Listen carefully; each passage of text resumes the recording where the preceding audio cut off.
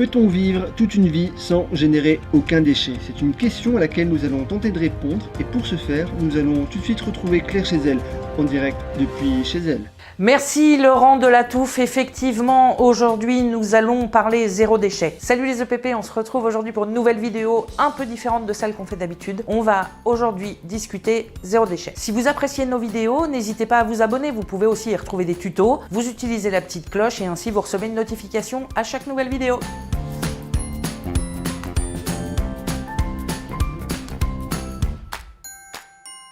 Vivre sans générer aucun déchet, franchement, c'est une utopie. On peut cependant réduire son impact environnemental avec des gestes simples. Bien que l'homme soit un être d'habitude soumis à des normes sociales parfois pesantes, passer au zéro déchet, c'est super facile. Super facile, ouais, c'est ça. Ouais, c'est super facile. Soyez indulgents avec vous-même et avec les autres. Rome ne s'est pas faite en un jour. Vous ne passerez pas au zéro déchet dans toute la maison d'un claquement de doigts. Ça prendra un peu de temps, ça se fait par étapes, on va en discuter ensemble. Alors ok, à la maison j'ai une poubelle, je jette tout dedans, et puis après qu'est-ce qui se passe?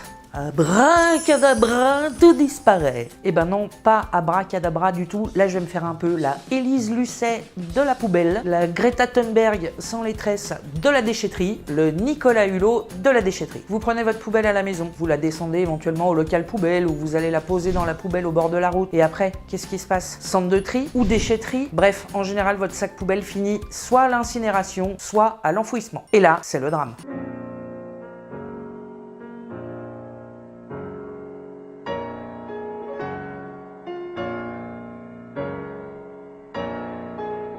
À l'incinérateur, une tonne de déchets brûlés équivaut à 200 kg de cendres. De cendres de quoi? De métaux lourds, de plastique et de produits chimiques qui finissent où? En lixivia. Qu'est-ce que le lixivia? Le jus de ces cendres qui s'écoulent dans le cycle de l'eau. Le ruisseau, la rivière, le fleuve, la mer, l'océan. En France, les déchets domestiques, c'est 390 kg par an par habitant. La déchetterie, 590 kg par an par habitant. Et je ne vous parle même pas des déchets cachés. Déchets cachés? Qu'est-ce que c'est les déchets cachés? Lorsque vous jetez la couche de votre enfant, la couche jetable, hein, pas la couche lavable. Lorsque vous jetez cette couche, vous jetez quoi? 10, 15 grammes de plastique et d'éléments divers? Que nenni, il y a 1,5 kg de déchets en amont lors de la fabrication de la couche. Heureusement, comme je vous l'ai dit au début, il existe plein d'astuces hyper faciles qu'on va mettre en place au fur et à mesure, pas tout en même temps, cherchez pas à faire tout en même temps, en faisant step by step, day by day. Waouh, tu parles vachement bien anglais!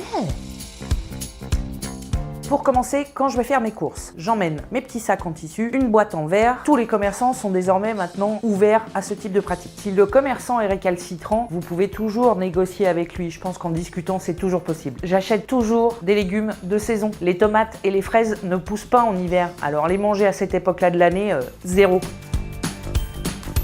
Du coup, forcément, je cuisine plutôt qu'acheter des plats préparés parce qu'en effet, les plats préparés sont souvent emballés dans du plastique jetable. J'évite aussi pour les enfants les goûters suremballés. Faire un gâteau, ça prend pas hyper longtemps. Tout le monde sait faire un gâteau au yaourt. C'est vite fait, bien fait, délicieux et vous savez ce que vous mangez. Pour cuisiner, j'investis dans des ustensiles durables. Du bois, du verre, de l'inox ou du cuivre. Une bonne batterie de poêles ou de casseroles pourra durer toute une vie. Et je le redis, pas besoin de les taper avec une cuillère en bois. Chaque étape se fait petit à petit. Si vous avez des poêles en bon état, vous attendrez un peu avant de les remplacer. Mais pensez à investir dans du durable. De plus, économiquement, ce sera toujours plus intéressant d'avoir une batterie de casserole qui dure toute une vie, même si vous la payez un peu cher, plutôt qu'avoir une poêle avec du téflon qu'on change tous les ans pour éviter d'en manger. Si vous avez d'autres choses que vous avez mis en place pour la cuisine et les courses, laissez-nous un petit commentaire. Parlons maintenant entretien, plutôt qu'utiliser toute une batterie de produits biocides qui vont vous servir un pour les mailles, un pour l'inox, un pour le sol, un pour les murs, un pour les vitres. N'utilisez pas tous ces produits conventionnels biocides. Acide citrique, bicarbonate, vinaigre blanc, vous avez tout ce qu'il faut pour nettoyer la maison. Vous pouvez aussi par exemple fabriquer votre propre lessive, vous pouvez retrouver un tuto sur la chaîne. Et si vous n'êtes pas adepte du do it yourself, vous pouvez en acheter. Il y a dans ce sachet craft toutes vos demandes, 4 ingrédients d'origine naturelle, un produit made in France, ainsi qu'un sachet craft recyclable et biodégradable, et un produit qui pourra être certifié Nature et Progrès. La salle de bain est un vivier à déchets. Les cotons jetables, les cotons-tiges, ils sont pourtant faciles à remplacer. Vous pouvez utiliser des lingettes lavables et réutilisables, il suffit de les passer en machine. Il en existe différentes formes, différentes couleurs et différents formats. Dans votre salle de bain, il y a aussi des flacons de shampoing, des flacons de gel douche, des flacons d'après-shampoing. Tout ça, vous pouvez le remplacer par des shampoings solides, des savons à froid. Le dentifrice existe aussi en version solide, le déodorant. Mesdames, chaque mois, vous saignez. Là aussi, c'est source de nombreux déchets. Vous pouvez remplacer tout ça par une cup ou par des serviettes hygiéniques lavables ou encore par des culottes menstruelles. Même pour les fanatiques de vernis à ongles, il existe des petites lingettes qui s'appellent Dissolvette et qui sont fantastiques pour éliminer votre vernis sans générer de déchets.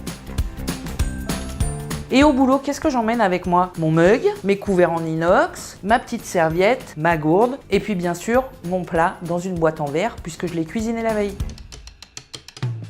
Parlons maintenant des jouets pour les enfants. Évitons le plastique. Il existe toutes sortes de jouets en bois qui sont tout aussi ludiques que ceux en plastique. Et puis vous pouvez aussi fréquenter une ludothèque pour choisir des jeux et les varier chaque mois. Vous pouvez également proposer des jeux à vos enfants qui soient des pique-niques dans la nature, des week-ends en cabane.